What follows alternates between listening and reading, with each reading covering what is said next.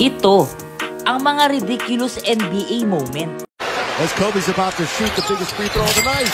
3-point game. Curry's gonna put it up, you know that.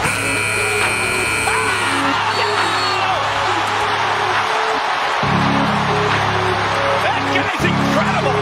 Simulan natin mula sa malalang pasa mula kay Draymond. Bounce it off of the head of Klay Thompson, trying to get it to Curry. Talagang kalug-utak ni Thompson.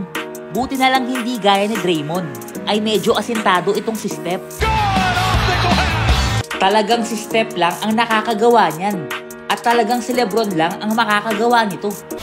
Here comes James, stumbles down when approaching Iguodala. Talagang nag-iwan ng skid mark si LeBron sa court.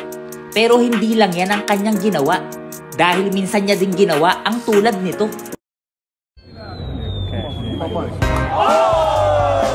Talagang talented itong si LeBron.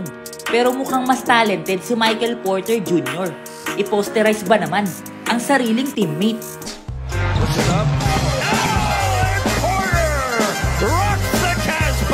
Kawawa naman si Jokic.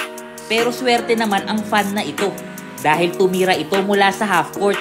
At ganito ang nangyari. Can we make some noise? All right, Keith, come on. Let's go. Let's go.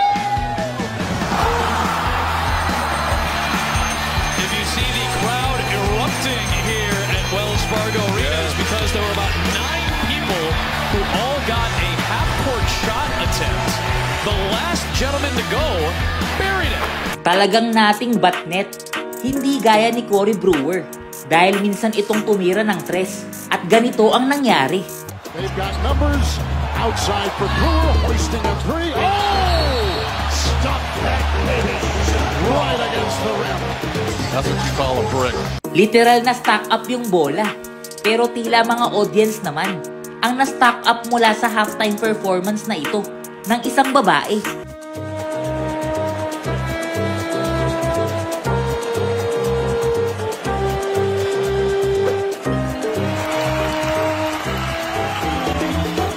Medyo shooter din pala tong si ate. Pero mas shooter itong si Kobe. Paano ba naman? Nakipag-trash talk at nakipagpustahan ito ng $500,000 kay Gerald Wallace para sa isang free throw shot. Loves this time. Relishes it. And he and Gerald Wallace are having a conversation. That's Kobe and Gerald Wallace going at each other while Kobe's on the free throw line. Gerald's still talking to him as Kobe's about to shoot the biggest free throw of the night. 3-point game.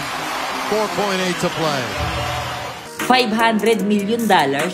Grabe ka, Kobe. Pero mas grabe ang Toronto Raptors. Gumawa ba naman ng poste para lang makapag-set up ng screen? Number 2, OG Anunoby and Serge Ibaka. Double screen, triple fail. Wait a minute. They didn't get no pick. Let's try this again. Yan yung literal na teamwork. Pero tila walang teamwork ang Bulls. Dahil sa laban kontra Knicks, nakalimutan nilang mag-inbound ng bola. Bulls, nobody is inbounding the ball. Watch all 5 Bulls running around trying to get Right. Bulls supposed to be having their best season ever without. I'm open. Hey, pass it. Like, what are you doing, idiots? What are you doing? Yari kayong lahat sa coach nyo. Buti na lang iba ang ginawa ni Schroeder kontra, well, mas hindi ko alam paano nagawa ni Mo ang pasang ito. Shepard, 3, 23 made triples. All-time single game. Sakit nun. Pero buti na lang hindi nasaktan yung cameraman. Dahil sa isang play, iniligtas ito ni The King. Into the playoffs as the top seed. Look out, coming to win. LeBron.